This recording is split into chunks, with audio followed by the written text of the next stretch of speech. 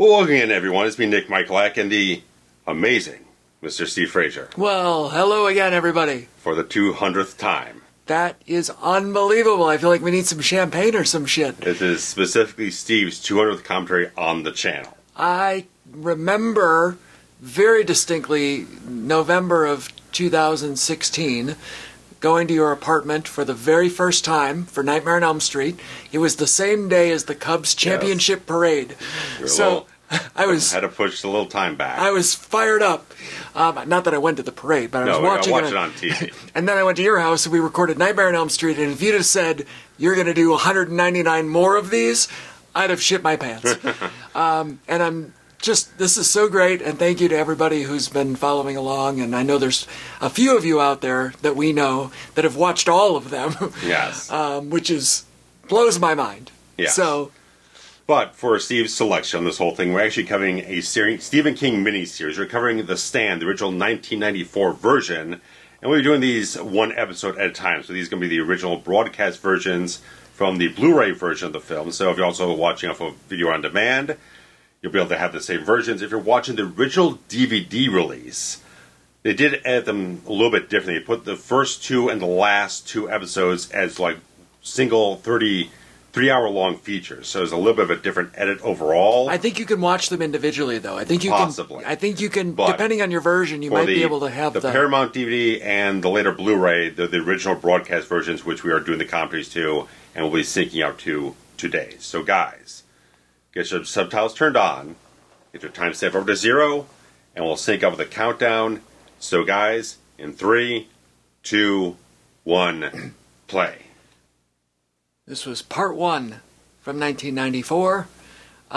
This was written by Stephen King, the teleplay, which is great because you feel like nobody butchered his work but himself, right? Sure.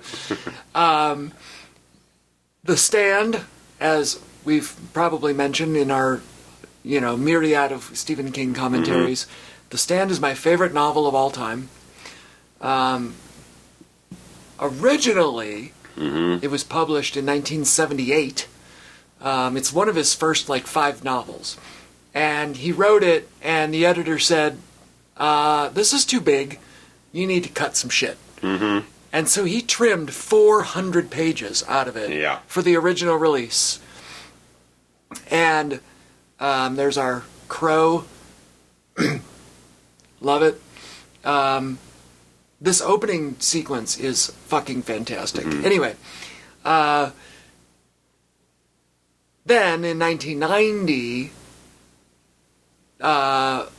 after he's big shit now. Right, yeah, he's untouchable. He said, oh, well, let's just put it back out, and I'll put that 400 pages back in.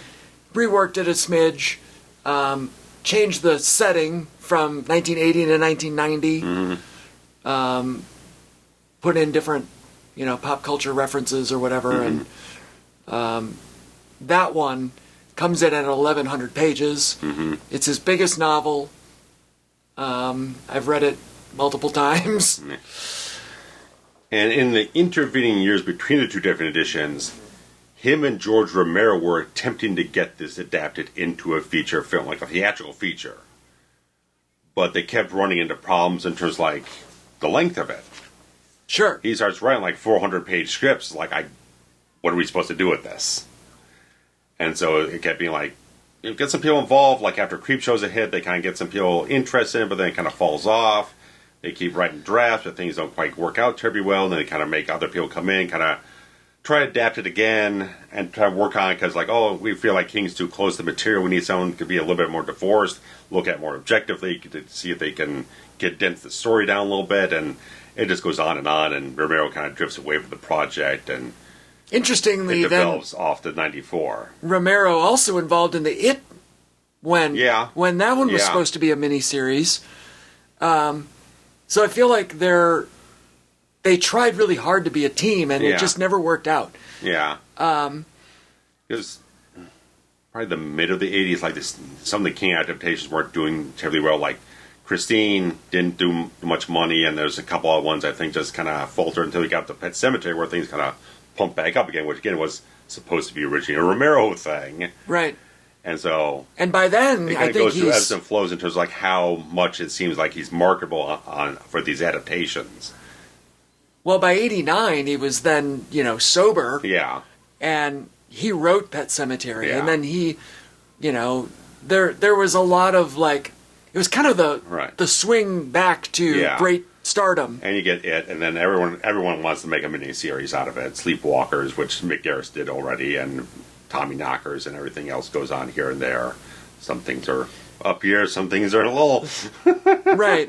in the shitter. And, I mean, I've watched enough of the Langoliers, and I don't need to watch that no more. Yeah. That was around the same time as this. I'm 94, sure. 95.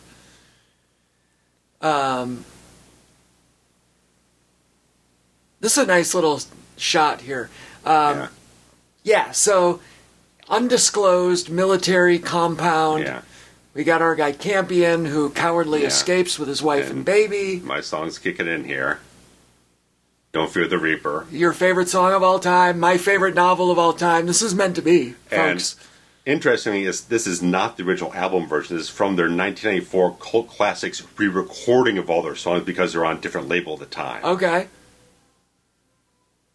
So... But that's kind of the version I got introduced to first. Okay, yeah. Because it ends up being used in a indie cult comedy that I absolutely love called The Stoned Age. But it's like they cracked a lot of the story around these two guys who are Blue Oyster Cult fans. Right. And so they had to use all the re-record versions, even though it's set back in the 70s. God, we've got a lot of big names in this thing. Yeah. Gary Sinise was first billing, Molly Ringwald second billing. I mean, he's right off of Forrest Gump right now, isn't he? Forrest, right about the same time. Forrest Gump, I don't think, is actually hit in theaters yet. Yeah, he's about to do it. If so, it's like right at the same time. And then we've got Rob Lowe, who was a big name. Oh, yeah. And also starring, right? Okay, so now we're going into the B team.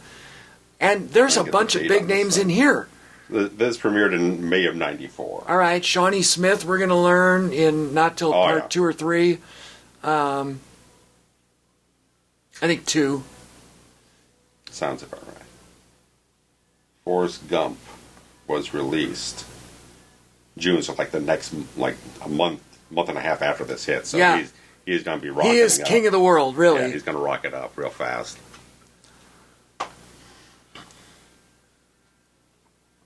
And apparently the song was an inspiration for King getting into the idea of the entire film to a certain degree. There's just something about the song that kind of inspired him.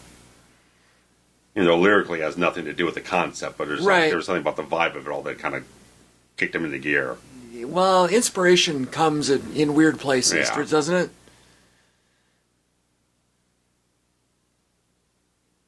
And the crow being the kind of representation of Randall Flagg, the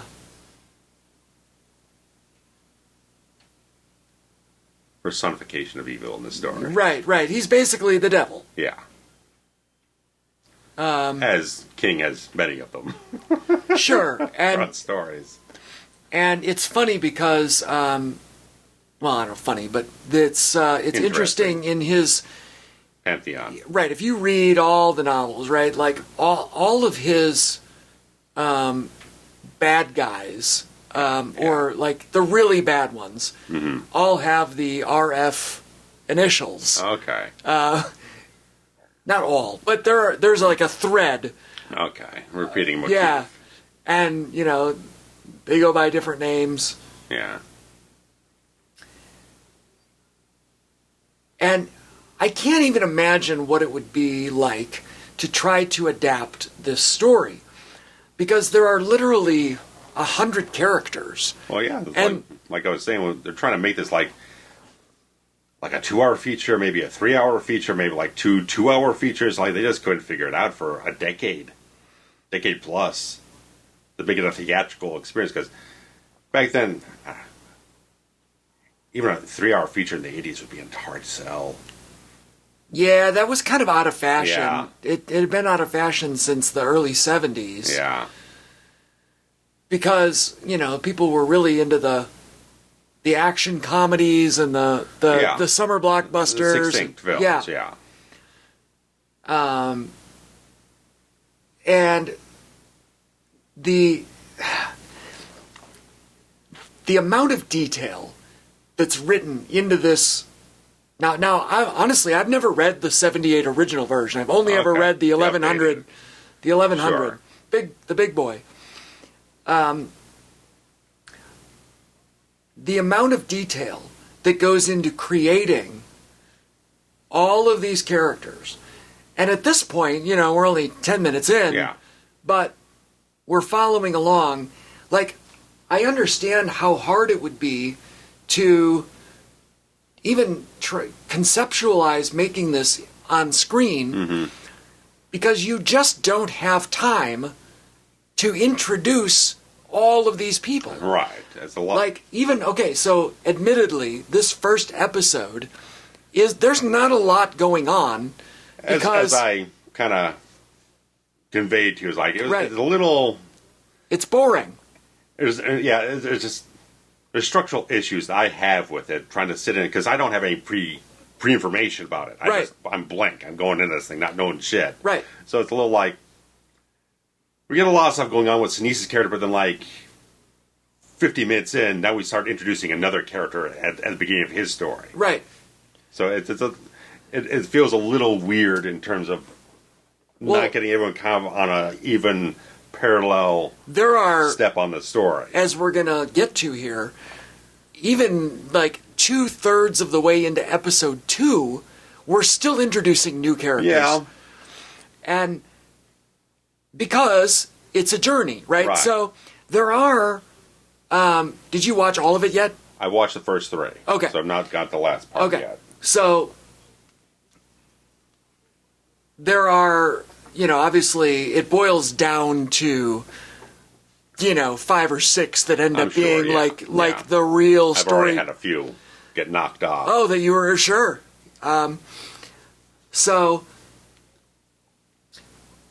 the idea of the superflu is super interesting to me, and we've got the beginnings of it here, and. If you write the log line for this movie or the 2-sentence elevator pitch for the story that superflu kills 99.5% of the people, the ones that are left, divide themselves into good versus evil and try to survive. That's an interesting concept. But again, so hard to put on film. Right. And this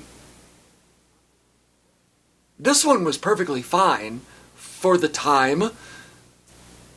Huge cast of characters. Then in 2020, they tried to do a 10-part. Yeah. And oh my God, I could not have been more excited. Mm-hmm. And that was actually when I reread it the last time, in anticipation of that. And I feel like he doesn't even get screen credit for this, right? Ed Harris? Ed Harris? I don't even think I didn't think I saw I think his he's name at the opening. I think he's uncredited. I mean... that shows you how powerful Stephen King and all of these people are. This is about the time he did Needful Things. Yeah, roughly. Yeah, I think. Yeah, 94. Yeah. So. That guy's somebody too, and I don't remember his name. He looks familiar, but he almost feels like a step removed from someone I know.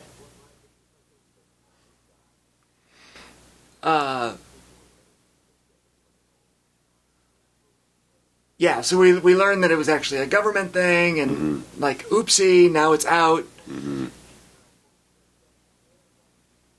We were saying about the updated version. Oh, the updated version, yes. Thank you. I get sidetracked. Yeah. So I'm so excited, right? And I'm following along with the casting and all of the things. And then it comes out, and you didn't watch that one either. But no. They I heard inklings of it. They decided to make it not linear as far as the time goes. Sure. So it starts like halfway into the story. Halfway, and they use flashbacks. It can work, but when you got that much bulk. Like, if you've got 10 hours, just tell it in order. Right. And do it the right way. Like, you could take this and just expand it. Right. 10 hours. Right. Right. You go from 6 to 10. Yeah. I don't know. Like, that's why I was so excited. I was like, ooh. More. This one's good, but now you can really fill in the deets. And they shit the bed. So. Oddly enough, they finished filming that right before the COVID shutdowns. Right, right.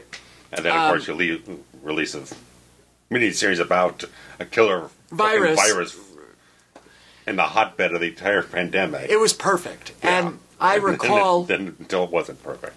Well, sure. That's what you said. Right. And then, yes, awful. So, if you go back and look at my Facebook feed from the summer of 2020, it's full of references to Randall Flagg and Captain Trips. And I love that he wrote in a commercial. Goddamn. RoboCop here. Right, yes. Flu Buddy. Damn, that's great.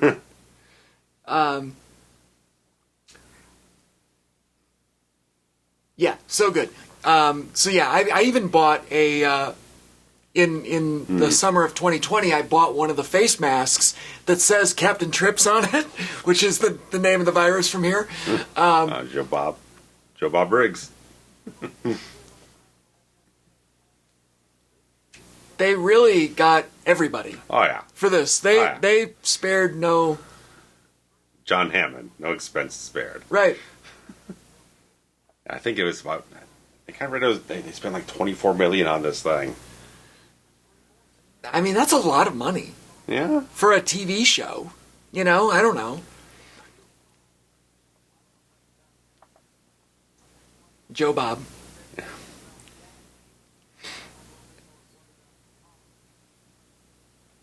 And yeah, like, you know, we were saying, you got to spend so much time, like, explaining the flu, having all the characters get sick, have the ones that are going to survive, and react to everyone dying around them. And the government involvement. And you don't even get to the idea of, shared, collective visions until, like, part 2 here. Right, really. But it's... Still people actually start crossing paths and everything. Right. Have a conversation. So you can imagine the amount of detail that's written in this novel, where you've got the major storylines, and I would say the four major storylines are Stu, Franny, Andros, not as much. From what you've told me before, it sounds like there's probably more in the text than there is that he gets with Rob Lowe. For sure. Although Rob Lowe does a very good job with this role. But, Miguel's Ferrer's character to a degree. It feels like he's kind of like the lieutenant in the Flag Army to me. Yes, yeah. The main bad guy, Lloyd Henreid, is a major story. And then, let's see, we got... Anyway, so there's like the big ones, and then there's probably 10 sub-level, you know.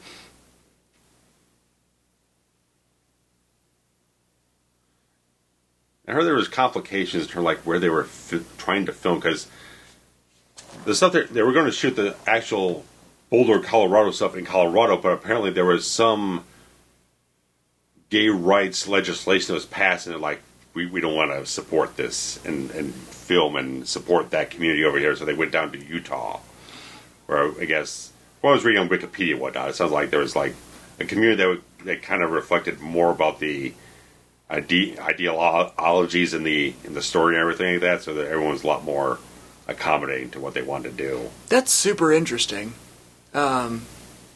And I think they shot, of course, shot in Las Vegas actually and everything. Even though the Las Vegas stuff feels like a set. Yeah, it's weird.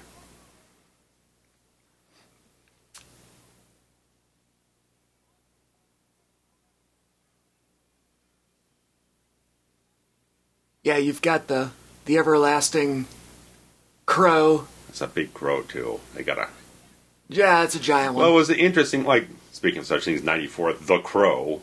They didn't actually use crows in the movie. They used ravens because they were larger creatures. They are. Yep. I was just recently in Alaska, and ravens are very much a part of the the native lore. Okay. Right. The raven and the eagle are like sister properties. Okay. And there's a lot of lore around both of those creatures. But I legit saw ravens that were bigger than. They were like the size of turkeys on the side of the road. Like get near them. I mean, they were fucking huge. Give them 50 yards. Ravens, if you're looking at them, they're very, very similar looking, but ravens have a very distinct head bump. So, like, the beak goes, and then it's like a uphill head. Bulbous head on a flat beak. Okay. Crows are much more linear. I mean, obviously, there's a head. Yeah, sure. But if you don't, there's almost a right angle on the head of the raven. So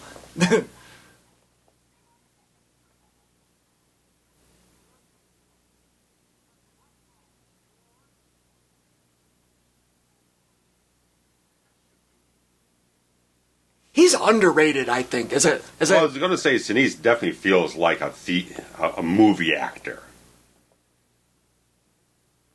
He has just an inherent texture to what he does that I feel translates better on for the 90s. Feels like he does fit for Forrest Gump, Ransom, Snake Eyes, everything that goes in it. Yeah, the guy can work big on a big screen and have that kind of quality overall. Right, which makes him feel larger than life on this screen. Oh yeah. The TV screen. You definitely feel the energy for him.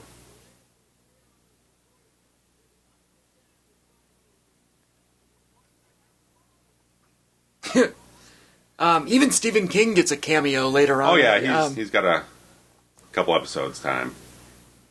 Yeah, I don't think he shows up to the third one.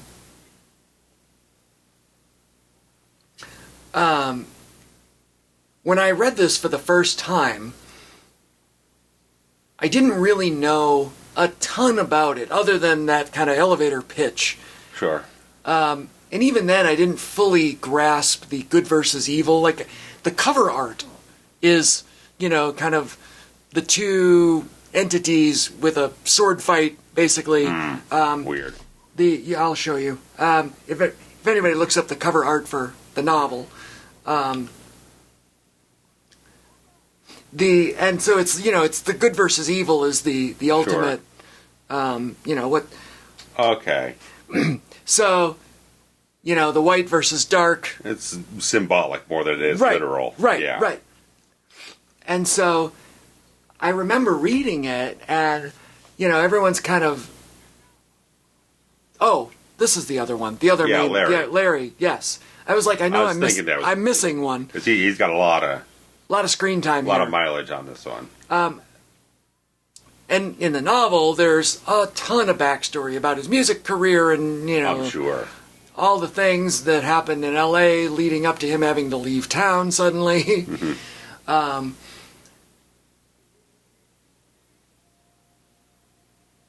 And I don't love the casting on him. It's not at all what I envisioned. And I don't know what I envisioned. But something is amiss. Out of Stork. And has he ever done anything else? That's what I was going to try to figure out. I'm not familiar with his stuff. Mystic Pizza before this? No, sure. I've saw only once. Did something from Tales from the Crypt. Crossing Jordan TV series. That was kind of a flash pan. Yeah. Yeah, at least on Wikipedia there's nothing that's splashy.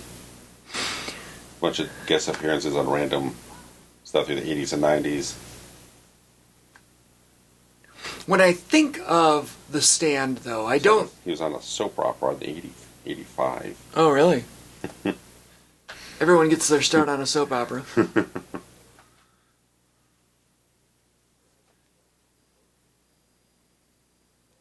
What kind of mother just wouldn't be happy? Regardless of your fraught over his antics. Sure. At least from a headshot level, you can see, like, okay, he looks like a kind of rock star of the early 90s. Right.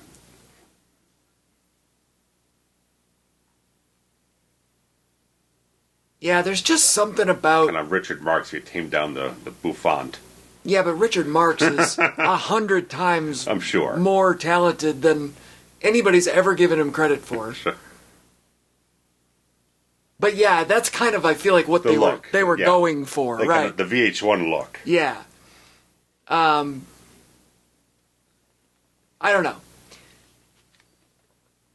The adult contemporary rock star. Everybody in the 90s had that set of dishes. The brown with the kind of tan drip. I didn't catch it. Oh. Here I always wonder again, are they really smokers or are they pretending? Well, on the X-Files, I think I mentioned before, but they had the cigarette Smoke Man character, and they actually gave him herbal cigarettes instead of nicotine cigarettes. Okay. That would be interesting. I've never smoked Oddly anything, enough, so... When he first debuted, he was like, no, I'll take the real cigarettes. He had stopped smoking for years. There's like... Oh, they tempted him. Afterwards, like, man, I hope they call me up again. I'm jonesing for another hit. They're like, okay, now I got to take the other ones. It's going to be bad for me.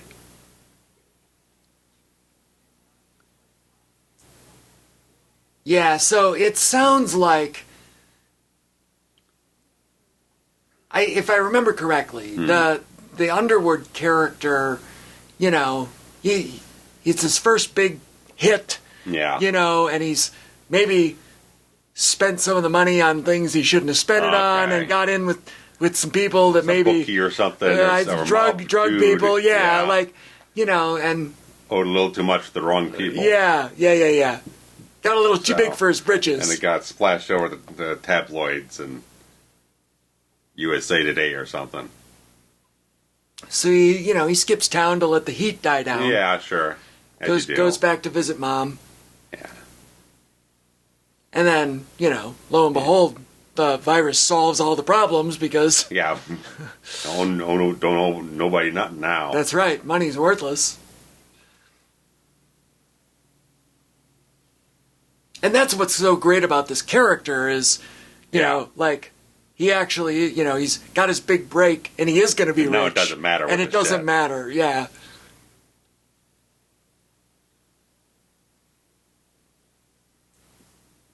And there's a lot of, like, redemption, moral redemption in his arc. Yeah. Like, down the line.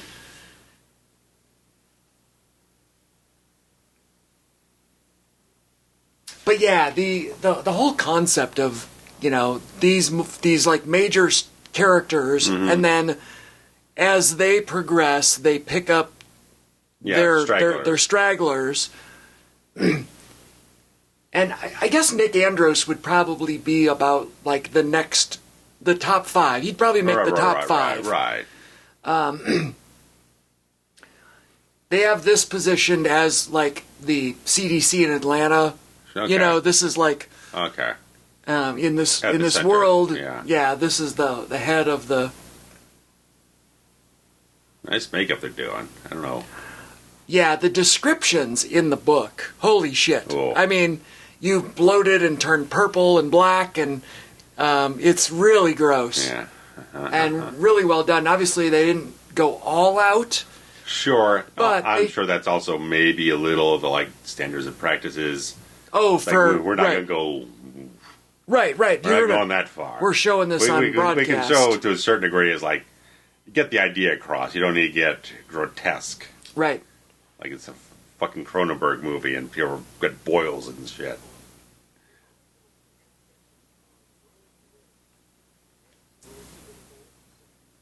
looks like fucking Brundlefly or something. Right. Well, what's so interesting is that this doctor on the right is so, like, he was like, oh, that was so fast. Like, he's fascinated by it. Yeah. Almost a perverse way. Right. That's what Elmore Leonard book he was reading. Yeah, I don't know. But it had a giant, like, yellow cover on it, so I'm sure we could do some Googling and find out. I can probably... So when I think of The Stand, and I was starting this earlier, I think of Franny and Harold. Like, to me, that's the storyline that grabbed me. Okay. Not to say that there aren't other smaller characters that really grab me. Okay. More so on the bad guy side. But on Team Mother Abigail, These got reprinted so many times. Maximum Bob one looked kind of like it. Yep, I think that was it. Yeah. What's the title? Maximum Bob. I'm not familiar with it. Maximum Bob? Yes, apparently. Elmore Leonard. Yes. All right, well, if we ever do a meet and greet with Gary Sinise, I don't know. I've never been a Molly Ringwald person, as much as I love all the Brat Pack stuff, Surely. right? Molly always just annoyed the piss out of me. And so I was very... I'm not as drawn to her films in that regard either, so... I mean, I do think... She's fine. I think Pretty in Pink is the best of them. That's the one I own.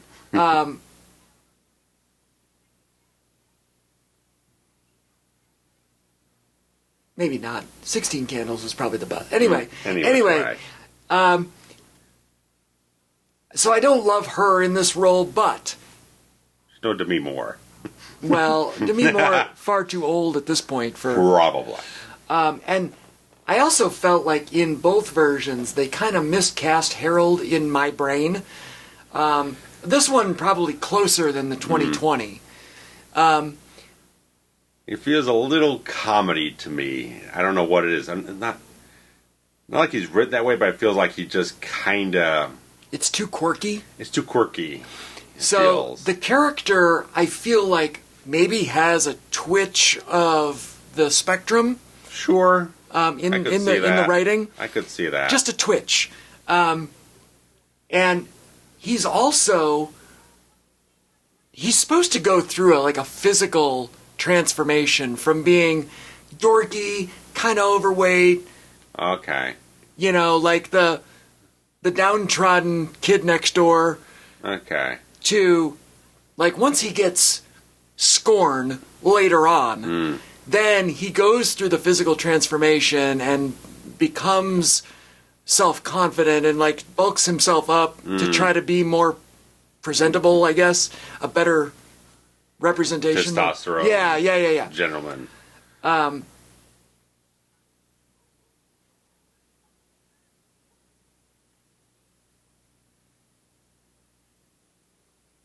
And some of these, okay, so I was drawn to this is the story that takes place in Maine. Okay. You know, so I was like, oh, okay. Because he usually has a story. More flavor to it. Right. So we know that if he's going to have a story about the whole country, one of the threads is going to be from Maine. Surely. And this is the main one. And there was a lot of backstory about her deciding whether or not she wanted to keep the baby, and you, like, got introduced to their whole relationship. And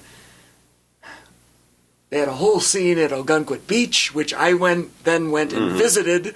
If you're a Facebook friend of mine and you find the photo of me standing in front of the Ogunquit Beach, I don't remember if I said that the photo was by Franny Goldsmith or Harold Lauder, but I credited one of them as the photographer in that photo.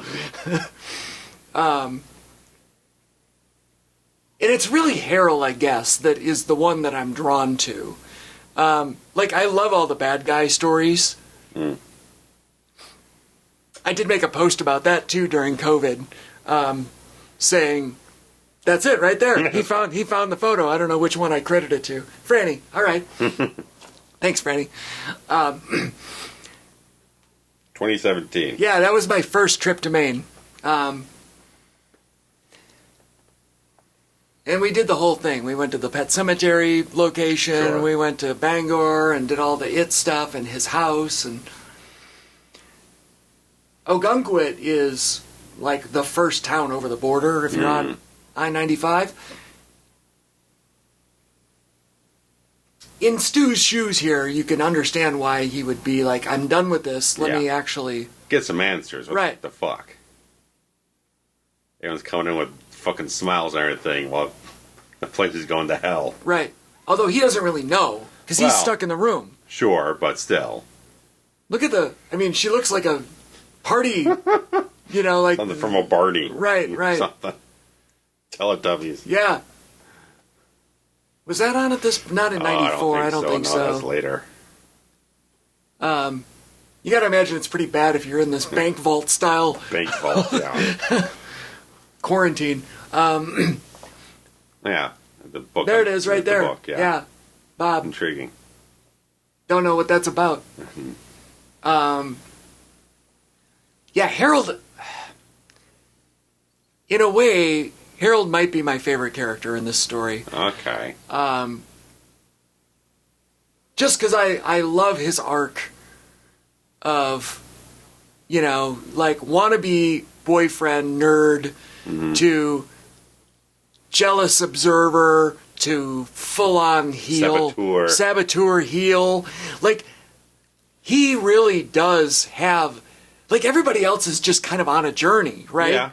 And there aren't a lot of people that cross over. Sure. Nadine kind of crosses over, although when we get to her, they actually combined two characters, Stephen King did, into one for the teleplay, just because there were too many. Right, it's simpler.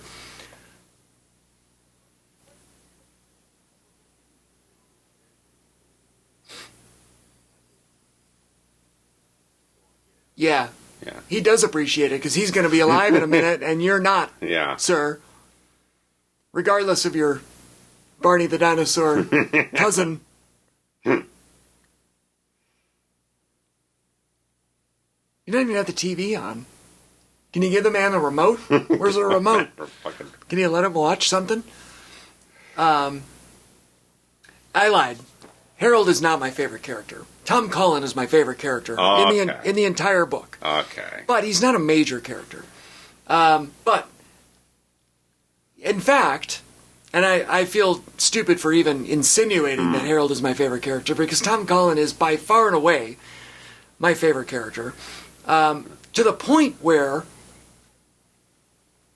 I recently responded to a poll on social media, and I claimed that Tom Cullen was my favorite Stephen King character across his entire written work. Nice. And I don't know if Dauber was the correct casting I was gonna say. for that in this either. It's not how I pictured it in my mind. Surely. Because he's just such a giant of a man. He's a little older than I kind of anticipated. Okay. But he'll do the trick. Yeah, he's not up till second episode, I think. Yeah, we don't get him until later on, unfortunately. Yeah, but, Rob Lowe would become quite a King veteran. Yeah, and here we get our first taste of the visions with some really bad corn, but that's fine. Yeah. It's dream corn, so whatever. It can look like whatever you want if it's a dream. Yeah. I think they're just having problems trying because there's that looks better from that angle. I think they're trying to grow corn, but ended up being one of the coldest winters, wherever the hell they're trying to grow it for, and they just have a lot of problems trying to get that stuff to. Well, the most economical way to kind of put it together in a way. So it's cheaper and faster to just do this. Yeah. Can you imagine making all those? Right. If you and I roll up onto the set one day, plastic. And they're like, "Hey, you got to build us a corn stalk." Yeah. Okay, and then they say, "Okay, build us 700 more." So that's a good way to reveal that he cannot talk Right. or hear in real life, which I guess they gathered with the hearing, because Yeah.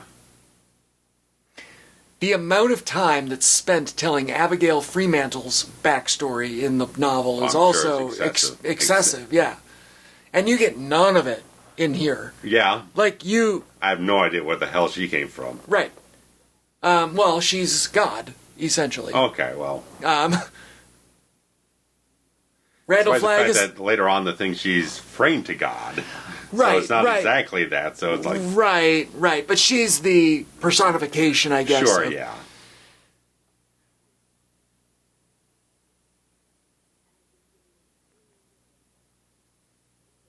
And they cast Whoopi Goldberg in this role in the new one, which I thought was like the most perfect casting of all time.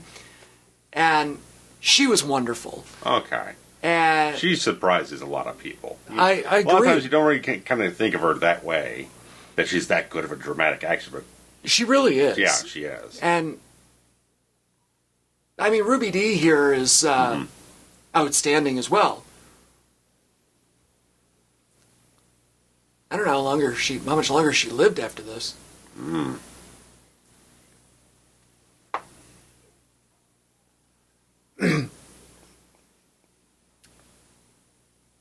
So yeah, essentially, if you are a... Hard to find cast members on I know. Scroll everywhere.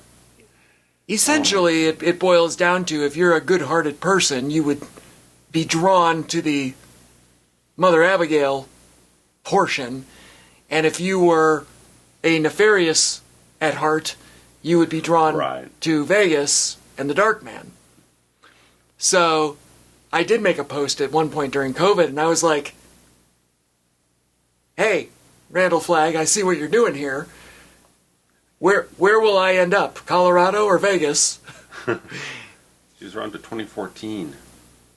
I know she's wearing a lot of prosthetics in the film. Right. Character. Oh, and here, especially as things progress. Here's our boy again from Halloween 5 and Ace Ventura. ER. Yeah.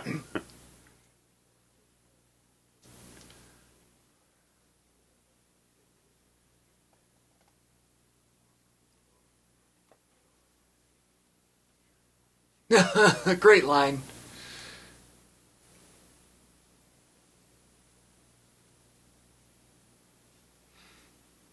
The Tom Cullen character and the combination of him with Andros is, I mean, it's really so sweet. It's so perfect, right? Like, you've got your true like autistic kid, or in this case, giant adult man.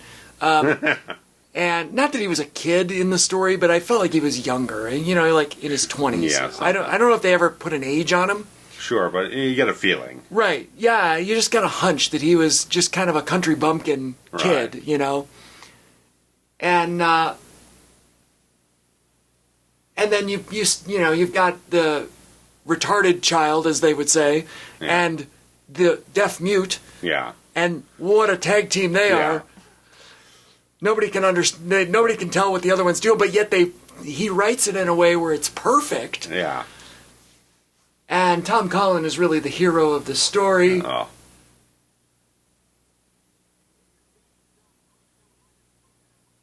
Well, he can write, you dumb shit. That face. How great is he with just the face of smug, like, I'll show you, calm down. Love the bow tie on Doc. Yeah. I think they were kind of propositioning to Rob Lowe to maybe do the Stu character, but it's like, I want to do something that's more of a challenge. Baba Luga. Baba Luga.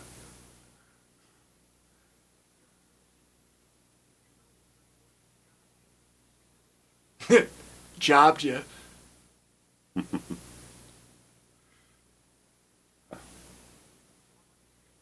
Well, yeah, in the novel, he had the indent of that ring like on his face, on his forehead. Yeah.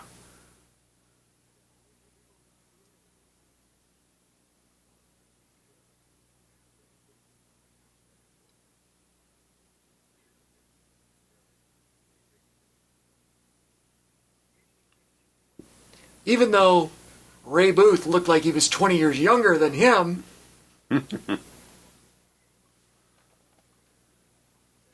So yeah, like, we're still like, Franny's and Harold's story hasn't even happened. No. All we know is who they are. You know what I mean? Yeah. This story hasn't even started. It's just introductions. Yeah. We haven't even gotten to any of the bad guy people. Oh, no, that's... None of them. We're still... We're halfway through this one. We're probably a good 15, 20 minutes away from those guys. Right.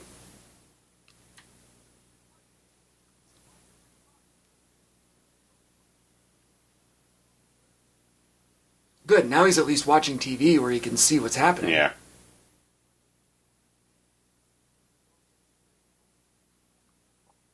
I do feel like the amount of pages, novel pages, that are covered in part one are pretty commensurate and comparable. Okay.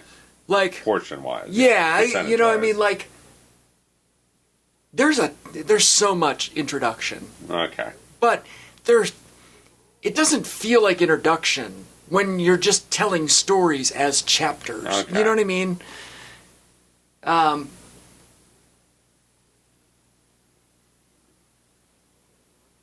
But then you have to have all these characters do stuff.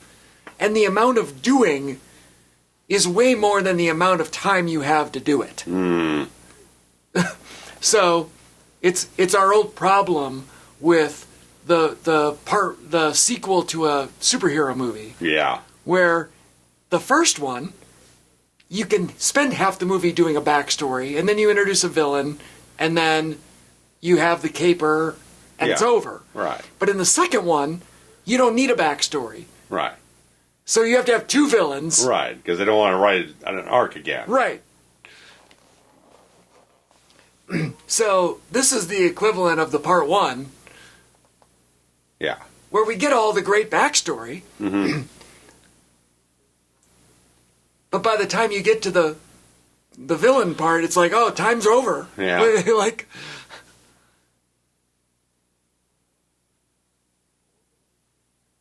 all dead. He was so cavalier with that.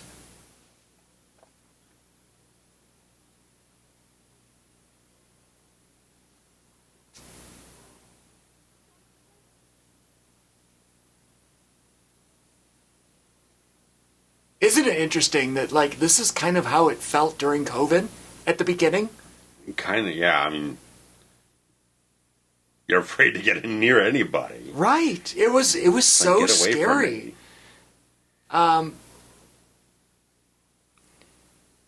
You know, in that first early version, before it mutated 100 times, Surely. you know, really was killing so many people. Like, and I didn't think it was going to be like this. I really didn't. You know, but you just didn't know. Right.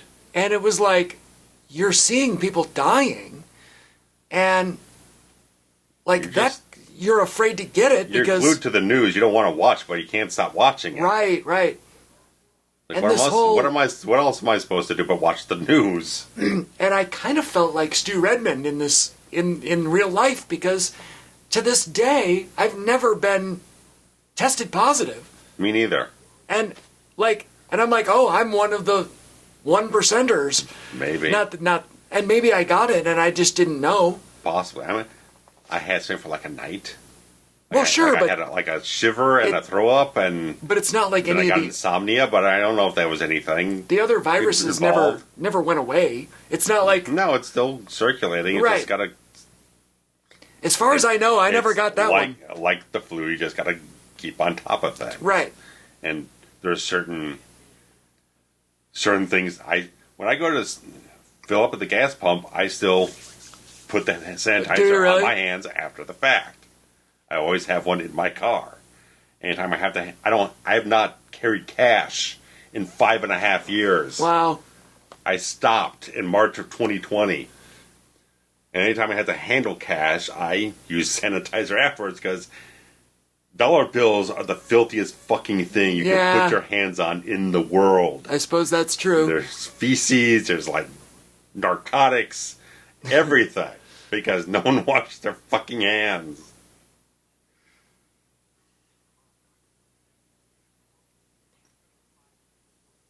I don't know if they actually filmed in Times Square here, but if they did, that's pretty incredible.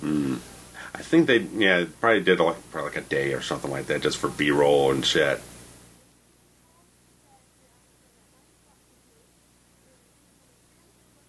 Yeah, I forgot that he had this contact that he always called back home to L.A. to See if things cocktail waitress that he, fooled around with or whatever.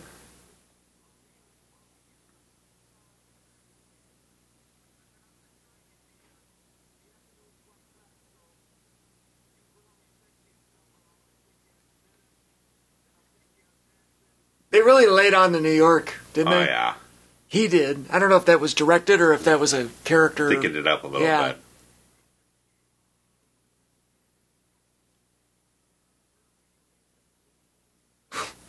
bit. That tracks.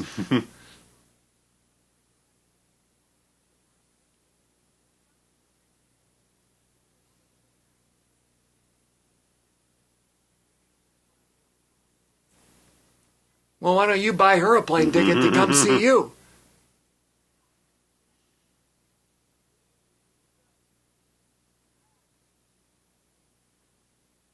Rotary payphone.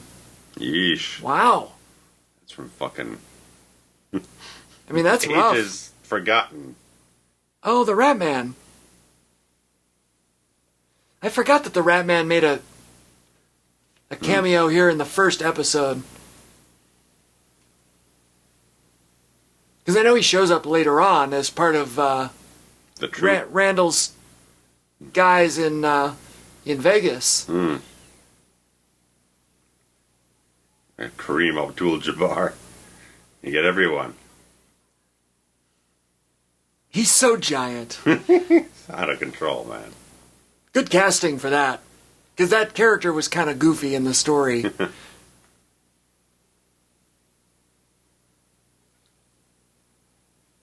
There we go.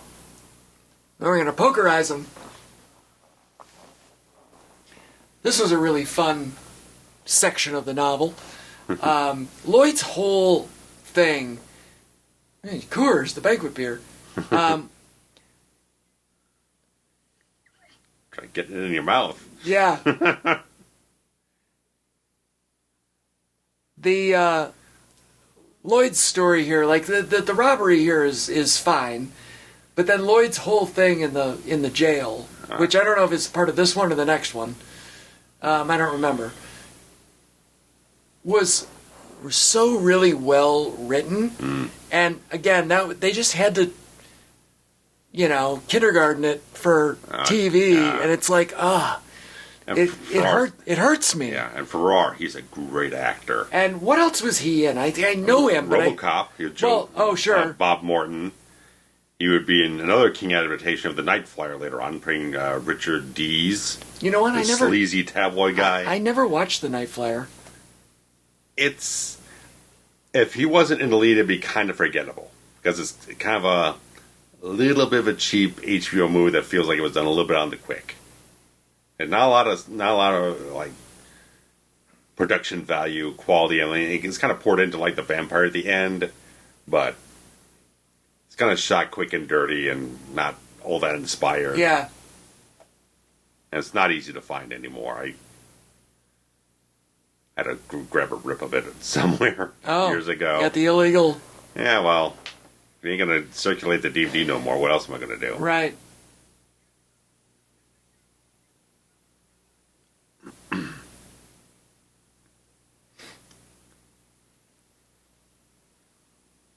Yeah. So that's a nice little, just a quick little visual that shows that man and the Raven are one and the same. Yeah.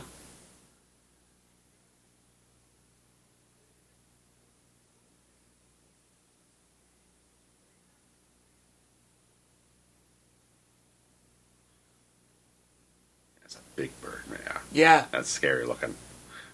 Yeah, I know. You'll maul the shit out of you.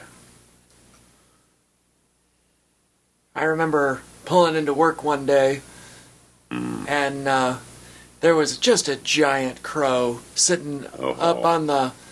Turn the fuck around. On the... At my store, there's lights that hang over the name of the company on the awning. Yeah. And there was just a giant one sitting right there looking down at me, and I snapped a photo of it and posted it and said that, the Dark Man was always watching. Always watching. Yeah, and here it says listed as uncredited. Yeah, I thought so. Along with Kathy Bates' role coming up. Hers is just audio, though, right? I don't think she's on screen. No, she's on screen. Oh, she is on screen. You're right, you're right. She's on screen. It's like, oh. So why would you want Kathy Bates? Well, yeah, I mean... She's marvelous. And she's in the family. You know what I mean? Sure, After Misery. And then Dolores Claiborne. And right. Oh, fuck. She's Dolores. hooked around. Dolores Claiborne. She's hooked around just fine. Dolores Claiborne is one of the most underrated movies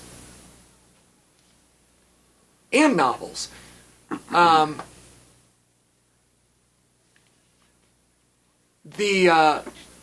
me go on a Dolores Claiborne rant for a second. The novel... See, Stephen King doesn't write like this anymore, and it makes me sad. Okay. The novel for Dolores Claiborne starts with her being brought into the police station and questioned. Right. Okay? The entire 300 pages, or whatever it is her giving a monologue of what happened. Oh, boy.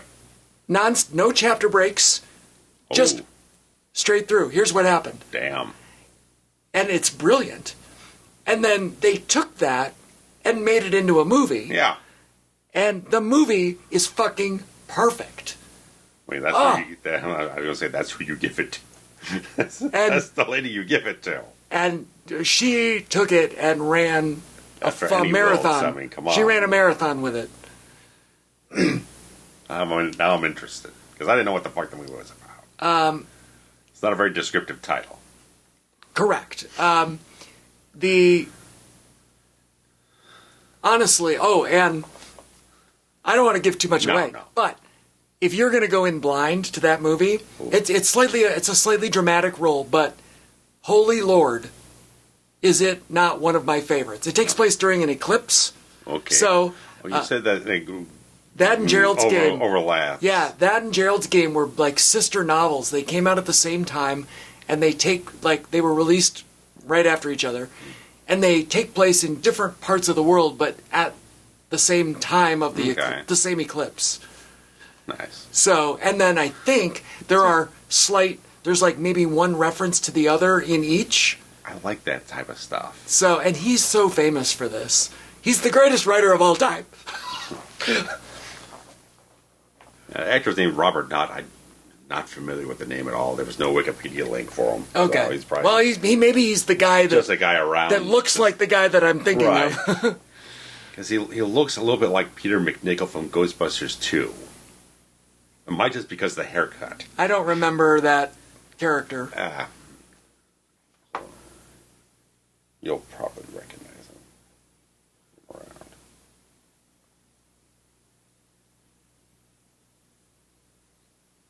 Yeah. Oh, I know. I know almost that. Exactly like I know that guy. Yeah. Yeah, he's been around. Yeah, he looks almost exactly. Sorry, like we're doing things off camera. Sure, fine, but people can look it up. We're on the radio. Too. Yeah. I like that they gave him a deputy badge. Yeah, sure. He's the law around here now. Yeah.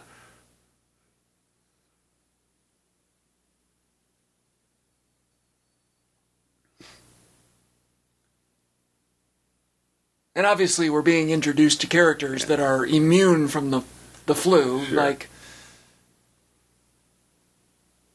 I don't know how obvious that is from in the original text. I mean, I guess it is. That, like... If they haven't caught it by now. Right. Yeah. I feel like in the screenplay here, they're downplaying the... Severity? Yeah, and the quickness with which it goes. Yeah, that's Patrick Kilpatrick there, and he's Patrick Kilpatrick. Yes. Yeah, that's the most Irish name that's ever existed. Yeah, he makes a good living off of these kind of out of control characters.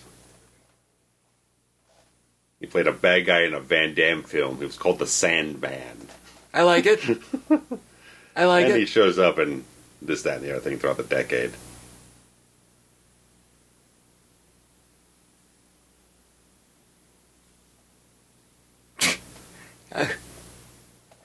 I feel like if you're a deaf mute, you're going to have a bigger supply of notepads. Oh, yeah, you're going to have a gross. Traveling with a crate of them.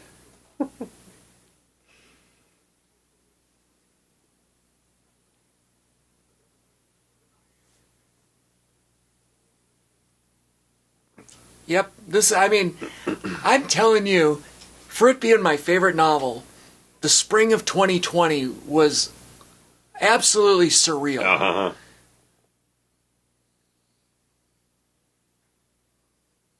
The lethality wasn't as strong. Wasn't killing 99% of people. At least you were sitting at home. Well, sure. I wasn't. I was out there. I sat at home for 2 weeks. I didn't even get that much. Then I was out there. It was no damn good. The last 5 years are such bizarre. It's a folding weird of time. It is. It feels like it's been 5 years. Like, has been 5 years. I don't know which way to go. It's like a black hole. Like 20, even 21. What happened? 20. I can't. 2020 seems closer to like 2022 because I can't remember 2022. Yeah. But I can't remember 2023. Like 20. It's all completely. It's weird. It fucked with everyone's sense of time and scale of everything. It's like a blind spot. Yeah. Right. Like. You look, but it's just gone. Yeah. And what the fuck? Where'd it go? I do respect anybody that wears a bow tie on a daily basis. I was gonna say this guy's a perfect king small town casting doctor. Yeah. Right on the money. Yeah, some stuff they got right perfect. Yeah.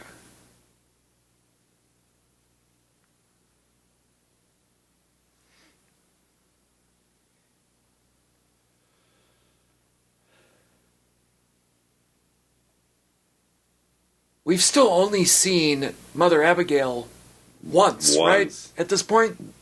And we're an hour in. Yeah. Over an hour now.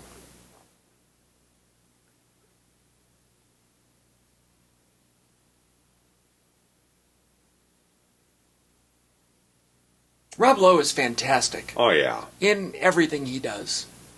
Yeah, I liked him in the 04 Salem's Lot they did, too. He did a really good job as Ben Mears. I've got a soft spot for that one. I watched that one. That was his broadcast on TNT. Did you watch the new one? No, I haven't. I didn't hear the greatest about it. It's different, right? They cut it down. They changed up some things. Sure. But if you're watching it as its own thing, sure, I think it's very entertaining. Okay. I've got the audiobook on my wish list. I've kind of thought about maybe. I've been getting into audiobooks again, okay? Mm-hmm. So I drive a ton for work. Oh, yeah. I travel. Hours. In my job, I travel. Sometimes it's hours. And I don't know why it didn't occur to me until recently to, catch up on either rereads that I've been wanting to do or ones that I've never read that are available as audiobooks. Mm-hmm. And so I'm doing it. Yeah. I'm listening to one right now that I've never read before. And it's a first read, but I'm listening to it. Because, contrary to popular belief, I've not read the entire 70 novels multiple times. Sure. I've probably only read, 60% of them.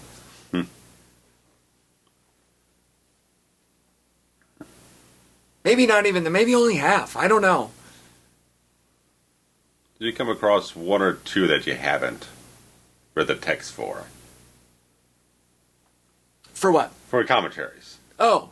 I'm trying to remember. Oh, yeah.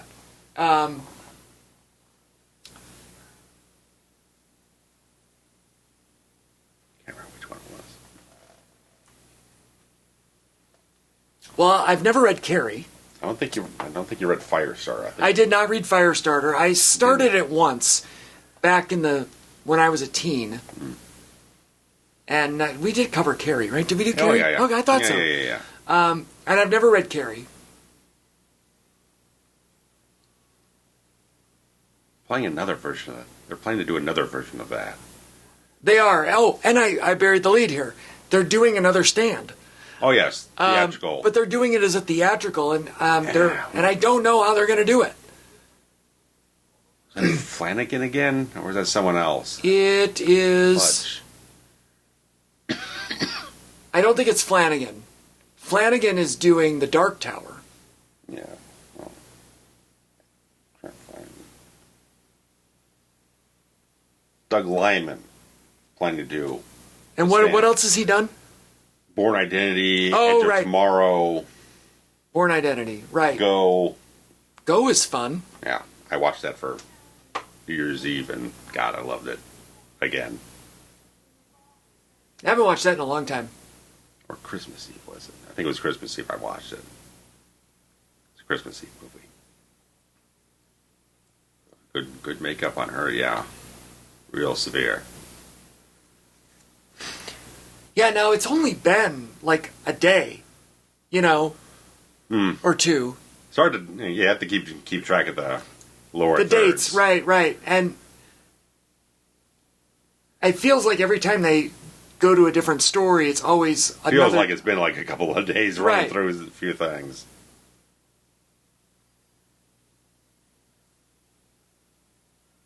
The fucking NyQuil's not going to do you a whole lot of good. That might help her sleep. Oh, well. Nobody likes the green. The green, no. You don't get the Fuck green. You get the red, the cherry. The cherry, oh. You just get the gel. Well, I don't think they had gel caps back then. Not for the NyQuil, I don't think they No, did. no. But yes, so I do Dayquil gel caps. I do NyQuil liquid. Okay.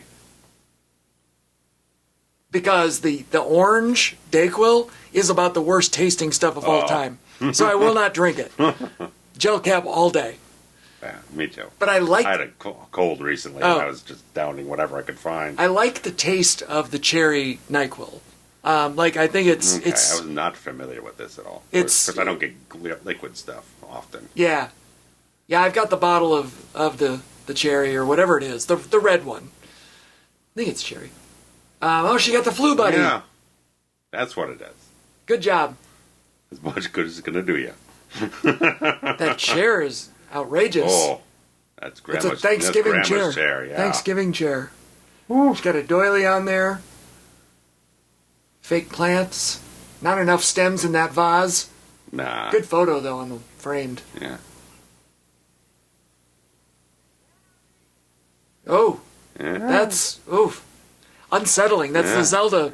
I was The gonna say, Zelda shot. There's a little Zelda in this whole thing, yeah. Yeah, that's the Last Supper she's got there. Oh, nice. Up on above the bed. That tells you everything you need to know, right? Sure. The cup down right in front of the cross of Jesus. Yeah. I'm going to take a swan dive into it. Right. That's what it's going to take here. R.I.P. Mama. Look at that. Yeah. It's digital, but that Coca-Cola I've seen sign. worse. The Coca-Cola sign is still in that spot. Of course, it didn't match the... It didn't match the shot. No, they didn't. They didn't.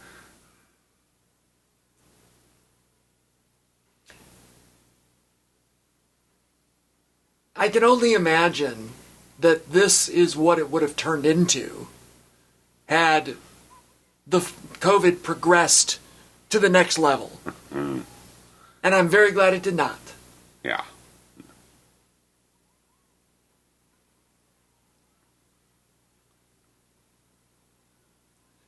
That looks like Chicago in '92 when the Bulls won their second title. I distinctly remember watching the coverage. I was I don't know if I had turned 12 or if I was just 11. And, yeah, it's a really dark moment in Chicago sports history, but we won, and we won this one at home, and we looted the city.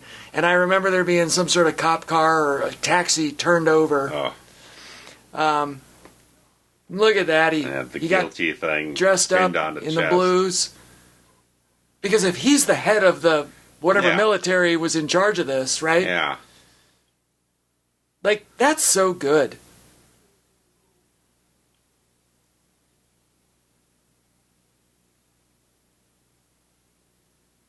I like it. I like it a lot. Mm-hmm.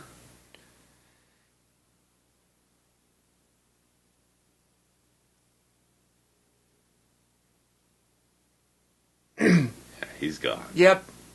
Oh, you see he had the bulging neck? Yeah. That was one of the things in the novel. Okay. You puffed, right? June 25, that's my dad's birthday. It was so fun because the very first time that I read this, I was reading it in the summer. Oh, the dock. Yeah. The very first time I read it, I was reading it in the summer, and there were occasions when the day that the story took place was the day that I was reading it. And I just, it was perfect.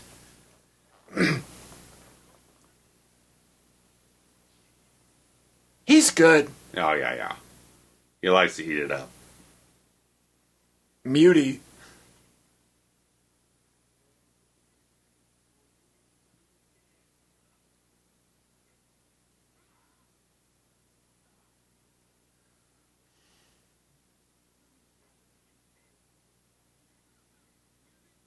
That's an interesting line. None of this happened till you came along.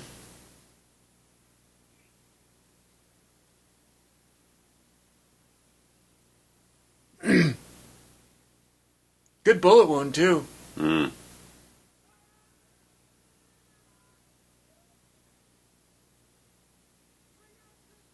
I like that he yells and, even though it just kind of...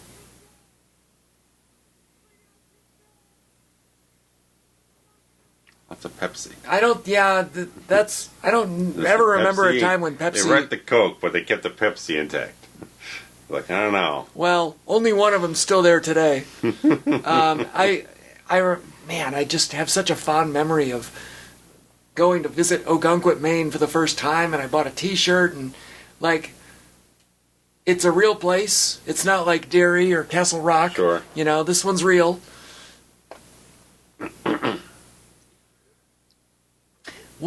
There was such a heartbreaking backstory here of her mother's death and her being in the house and then watching her dad die.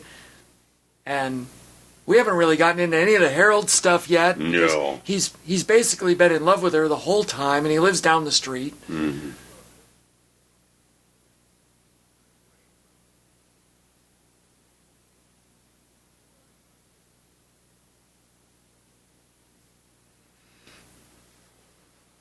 Interesting dress there with the big giant buckle on the front.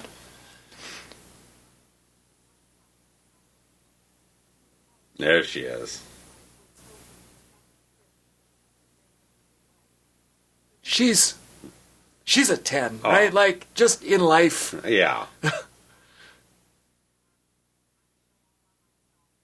She's smoking in the... Oh, yeah.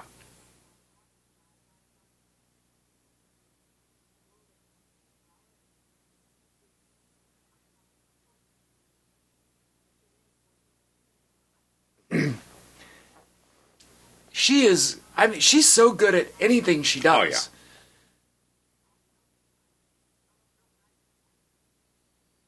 Oh, yeah. Did you see that on the old man there? They gave him, like, cataracts. I don't know if it was, like... All foggy eyes. Yeah.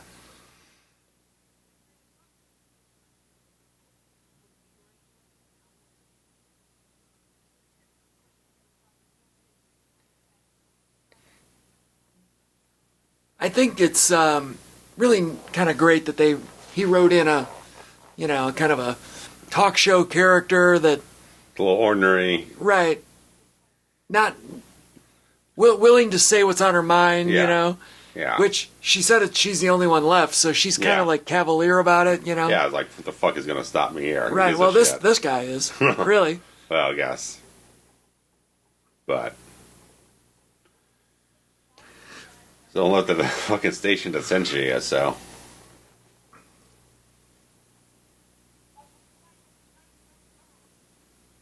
Well, talk about censorship, right? There it goes.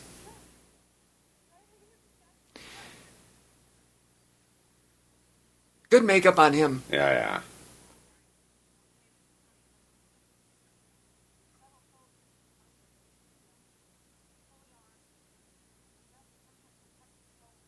Can you imagine listening to this live on the... Oh, jeez. Just unreal.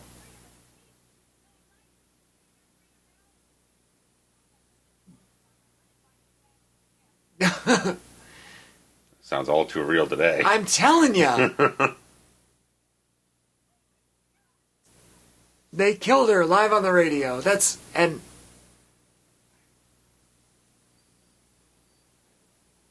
this is, we got some bad CGI up there on the right. The car down the bottom looks okay, but that might be real. Almost look like the Plaza Hotel. So, we're, what are we, an hour and 15 in, roughly. There he is. And we're going to get Randall fighting. So I don't like this casting either. He looks... the mullet is he looks like... so fucking early 90s. Yeah, but he looks like he's trying to be 10 years earlier than, you know?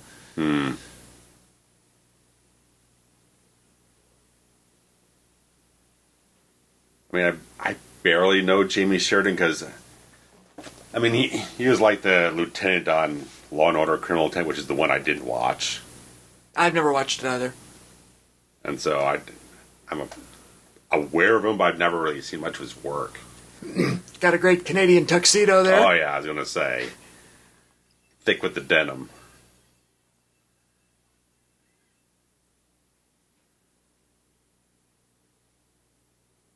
I do remember the reading in the novel, kind of the first real appearance of Randall Flagg, and he is walking down the highway, right. And the boots and the denim and all of that is great. There's just something about his face that makes me go, I don't know. I don't remember. I've blocked the 2020 miniseries out of my brain. I looked up a cast list. I don't think I recognize the name of the actor. Oh, it was Alexander Skarsgård. That's right. Yeah. So I recall them because we had him playing one of King's most famous characters and his brother playing the other. So I remember there being talk of Matthew McConaughey playing the Darkman. Could have seen it. And I was like, this is perfect. And then I think, if I'm not mistaken, they cast him in that really bad Dark Tower movie. Oh, yeah. With Idris Elba. Yeah, the Ron Howard one was like, what are you doing here? I think that they did end up using like McConaughey. A 12 right? part book series in 90 minutes. I don't think that's going to work. Well, they were doing just the first book. Yeah, but it did not go over. That nose dived into oblivion. But yeah. So, but that was happening around the same time as The Stand. About 2018, 2019, yeah. And so I was thinking that McConaughey was going to be the one in the miniseries. And I was like, oh my God, I am so excited. Fucking McConaughey's excellent. Like, McConaughey to me is like the perfect Randall Flagg. I could see it. Because he would relish it, man. But he would know how to He's crazy, pitch it the right way. He's evil, but he's also normal. Yeah. When he wants to be. Mm-hmm. Yeah, he's tremendous. Because I guess for this one, they were looking at like A-list guys, like at least like a Christopher Walken or like some like almost like Oscar level type of guy for the role, but they kind of wanted to go for someone unknown, not quite on that level. So yeah, I don't really know who in 90. I don't see Walken in the role. No, not at all. It's not the flavor. Let me see if I can. I can't think of any role in this story that Walken fits into. No. I'm going to casting.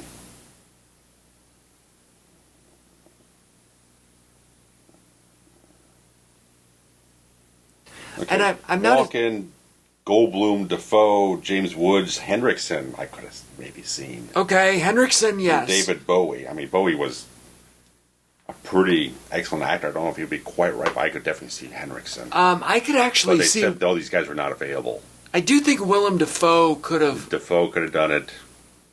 Lance definitely could have done it. I think he would have found it. Lance actually. Defoe has such a distinct look. Yeah. That, like Walken, right? Like they're similar. Yeah. They have a similar situation. Yeah. They're both so uniquely them. Yeah. That it's hard. To me, I put De Niro in that category. A little bit, as you know, distinctly, because I've always thought style. that he's. I don't want to say overrated. He's but very good at what he does, but you don't feel like he's as versatile as a lot of his contemporaries. Right. Because he's always De Niro, and I feel like as great of the actors as Walken and Defoe are. Yeah. I feel like they're always just pigeonholed. Yes, because of their uniqueness. Yeah. And their uniqueness is what makes them great, but also cripples them. Mm-hmm. But Lance Henriksen is a very tasty idea. Yeah, just like, but they said all those guys weren't available. Now I don't know who they would cast today. Like if this movie's going to go through. Yeah. I'd really. We're going to talk about this over dinner. When we come back at part 2, sure, we'll come up with some ideas of who we think. Okay.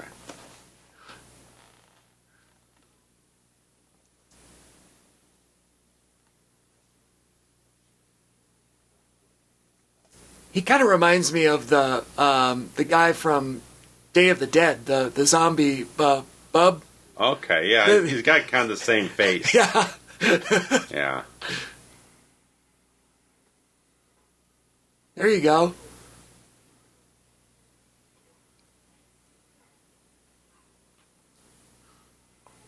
I wonder, did we decide if they made The Stand into a CD, an audiobook? Because it would be like 100 hours. It would be fucking huge. I know I looked it up on Audible, and it was like, I think it was like 48 hours or something like that. 48 hours, something like that. Yeah. But I didn't know if they've ever actually physically printed, like recorded one for physical media. It carries, about 70 some odd minutes? It was fucking gigantic. Yes, it's just under 48 hours on Audible, unabridged. Oh my God, you got to do it. That's a lot. You got to do it. The Salem's Lot one, it's not nearly as big, but it's 17 and a half hours for Salem's Lot. So I'm also trying to convince Nick here to read my comic book version, which I don't even know when they did it. But at some point they made a comic book adaptation of this entire story, and it's so beautifully illustrated. I can't even. I can't even. 2008. Okay. Does it say how many actual books there were? There's a whole Wikipedia article for it. Okay. It went from 2008 to 2012. It took them 4 years, thereabout, to publish the entire thing. 31 issues. Okay. 31 issues. So Yeah. I have a compendium of all of them hardbound in one book. I mean, there are limited series that are not even a third of that length sometimes. Yeah. And they do the whole thing, the whole kit and caboodle. And it's really one of my more prized Stephen King possessions, is this most beautiful comic book adaptation compendium. And you like a comic book, so I thought that'd be up your alley, as opposed to 48 hours of listening or 1,100 pages of reading. Maybe. It's a matter of available time, that's all.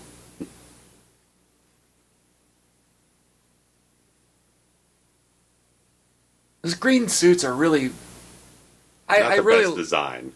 No, but they're distinctive. They're distinct, yeah. They really look ominous. Yeah.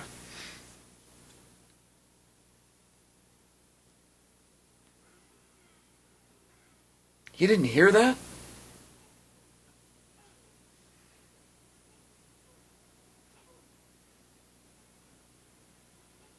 There you go, just smoke him. He's trying not to have to kill him, but... Right. And that really speaks to, his nature, right? Like, he's such a good-hearted person. Right. He doesn't want to have to kill him. Yeah. It was last resort. He feels bad about it, which is why he's got the visions of Mother Abigail, or ultimately chooses that side. Sinise is from Chicago, isn't he? Yeah. Yeah. Pretty sure. Because he does like charity work or something like that around here. On the 4th of July, which was just recently, he was in my hometown of Elgin, Illinois, performing with his Lieutenant Dan band. Yeah. There was, and I was also in my hometown on that day for the parade and the fireworks and all the things. All right. And the venue that he was performing at is in the parking lot of the movie theater I worked at. So we were like, well, should we go see him? But I think it was, I don't know if it was ticketed, but we just didn't have time. Sure. But yeah, he was in my hometown.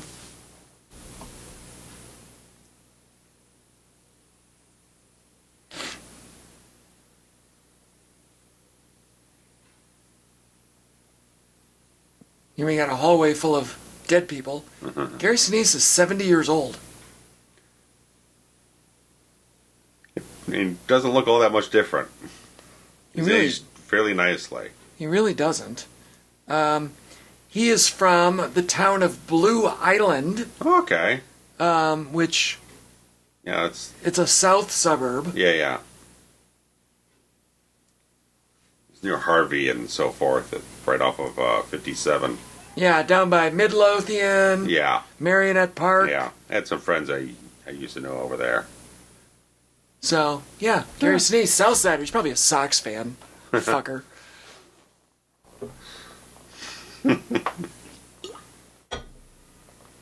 at it, we got all these dead people. Can you imagine? Like, that's what... I always find it unbelievable that all these people are just dead. Like, they dropped dead wherever they were. Yeah. Like, wouldn't these people have gone home and been sick at home? Maybe, yeah. But, like, I guess I understand all the people in their cars. They're trying to drive and whatever, but... if you're at this level of sick, why are you coming to work? Why are you bothering?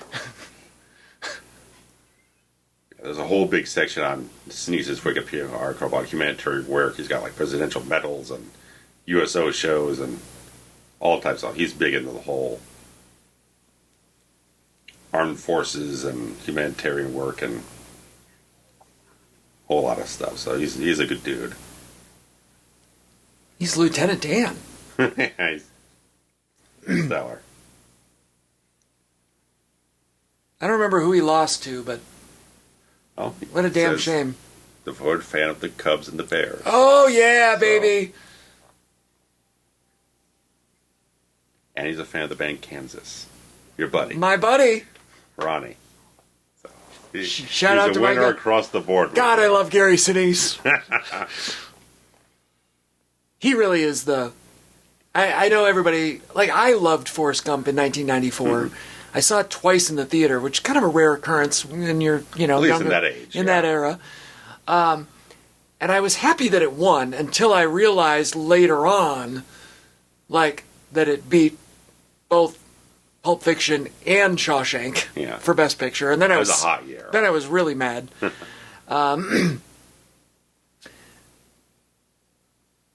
But, Gary Sinise being up against people like Samuel Jackson and, Sure, it's like, and neither of those two won, so I don't remember who won, but he should have, Gary Sinise probably should have won the Oscar Tommy Lee Jones for Fugitive that year. You're right. Nailed it. But what a hot year. Oh, yeah. 93, 94 hot years. Just on that Oscar level. Well, 93 was Schindler's List, so it just... It had some things that would have had better chances if it wasn't for that. Right. But we're coming to the close of this episode. All right. Is that it? I believe that's the end for this episode. All right, so everybody stop your show here. We're going to pause.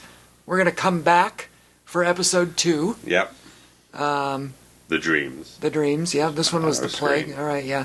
Yeah, we're looking. If you just play them by chapter, then you should stop when we stop. So, yes. Whichever version you have. Yes. So, I know maybe not the most interesting for my 200th. It wasn't quite exciting, but it's my favorite novel. Getting up there. And they only get better as we go, in my opinion. All right. So, we'll be back. So join us for part 2 in a little bit. So guys, thanks much. Take care. Adios.